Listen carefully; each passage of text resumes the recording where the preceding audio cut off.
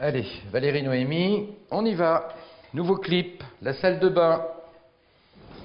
On aura droit à une belle aire de rotation par Valérie, experte en fauteuil. En plus, on a une porte avec un accès direct à la chambre.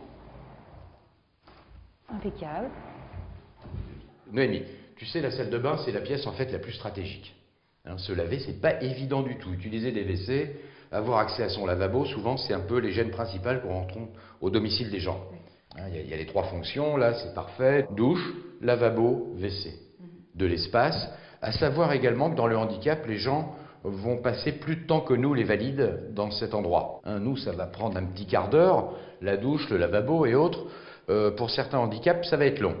Hein, ça peut être 1 heure, par exemple. Donc un endroit où le temps compte, hein, où tout est important. On remarque qu'il y aura un radiateur qui permettra en demi-saison d'avoir une température ambiante peut-être réglable, tu vois, jusqu'à 23 ou 24 degrés même. Hein, quand les gens ont fait des séjours dans des centres hospitaliers ou autres, ils ont vécu 6 mois ou 1 an, pour certains, à des températures de 24 ou 25 degrés. Donc très vite, ils ont froid. Ils vont être déshabillés plus longtemps que nous et autres. Tu vois, donc une ambiance qui doit être un petit peu plus chaude que pour les valides. Alors, par contre, qu'est-ce que ça t'inspire? Elle est un peu particulière, très belle, mais quand même, il y a des fonctions. Ah oui, c'est tout à fait. particulier. Quand on rentre dans cette pièce, elle est magnifique. Les couleurs sont très contrastées, très jolies, très lumineuses. Hein, vraiment, je trouve ça de toute beauté.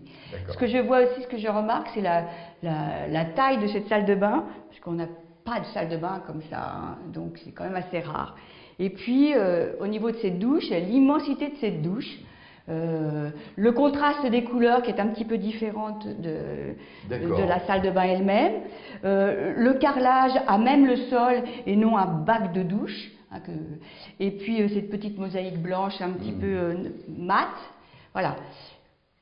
La barre qu'il y a le long du carrelage, et je pense que c'est un siège pliable. Ça, c'était étonnant. On peut imaginer à quoi il sert, mais voilà, l'aménagement tout à fait spécifique de cette douche. D'accord. Voilà. D'accord. Bon, en fait, tu as mis le doigt là sur tout ce qui est un petit peu stratégique et des fonctions qui sont très utiles pour un certain nombre de personnes handicapées. Tu as parlé des couleurs, effectivement. Tu vois, ce carrelage, ces coloris, c'est pas un hasard.